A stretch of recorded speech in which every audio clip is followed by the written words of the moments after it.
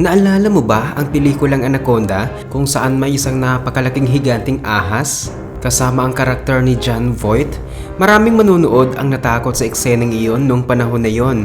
Sa totoong buhay, napakadalang mangyari na malunok ng isang anaconda o ng kahit anong ahas. Kadalasan ang mga usap-usapan tungkol dito ay hindi totoo, bagamat may kakaunting mga pagbubukod, pero ang totoo, maraming hayop at kung ano-anong bagay ang kayang lamunin ng mga ahas kapag nagkaroon ng pagkakataon.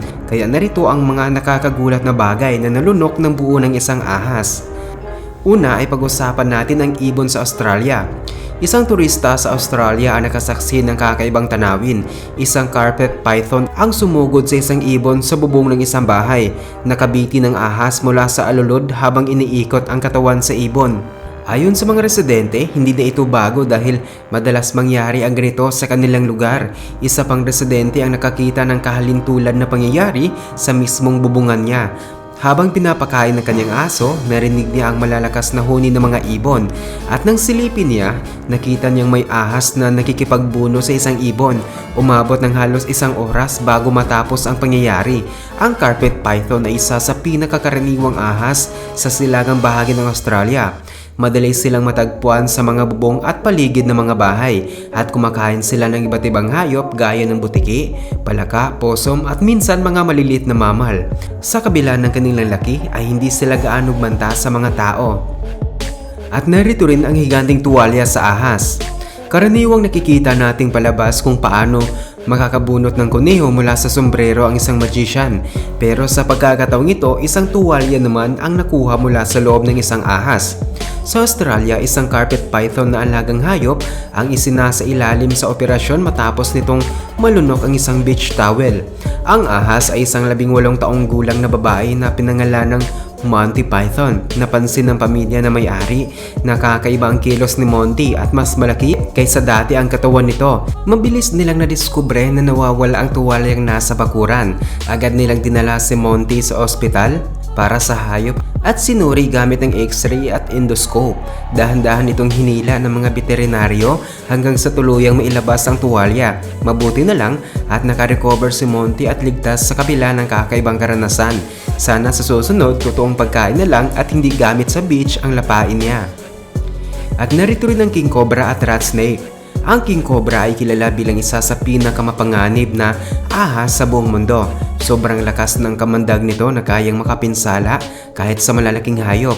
Madalas din silang manghuli ng ibang ahas, minsan pati sariling uri. Sa isang video, makikita ang isang rat snake na gumagapang sa kagubatan.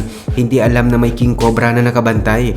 Mabilis na kumilos ang cobra, hinabol at sinundan ng rat snake. Wala itong laban dahil masyadong malakas at agresibo ang cobra. Karaniwan, kumakain ng king cobra ng mga daga, ibon at maging mga itlog.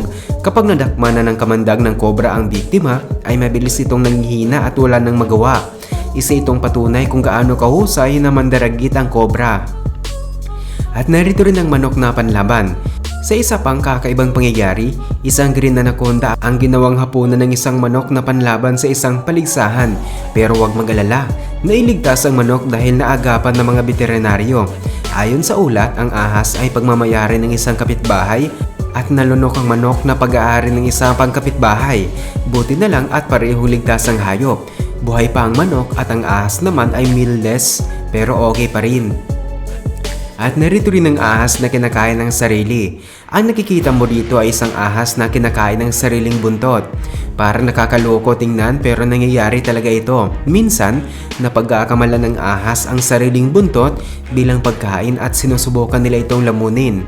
Ganito ang nangyari sa isang king snake sa Pennsylvania na naging laman ng balita. Nadagpuan itong nilulunok ang sarili. At buti na lang ay nasagip ng mga staff mula sa Reptile Rescue. Hinampas nila ng marahan ang ilong ng ahas para pakawalan nito ang buntot. At dahan-dahan nilang nahila palabas ang halos 10 bulgada mula sa bibig nito. Mabuti na lang at ligtas ang ahas pagkatapos na pangyayari. Interesante rin dahil sa sinaunang simbolismo, ang ahas na kumakain ng sarili ay tinatawag na Ouroboros, na sumisimbolo sa cycle ng pagkawala at muling pagsilang. Pero sa pagkakataong ito, simpleng maling akala lang ng ahas na buti na lang ay hindi na uwi sa trahedya. At narito rin ang sea snake at ang buong hito. Ang banded sea crate ay isang uri ng sea snake na may matinding kamandag, 10 beses na mas malakas kaysa rattlesnake. Kahit mapanganib, bihira silang sumugod sa tao, maliban na lang kung sila ay nababahala o nasa mating season.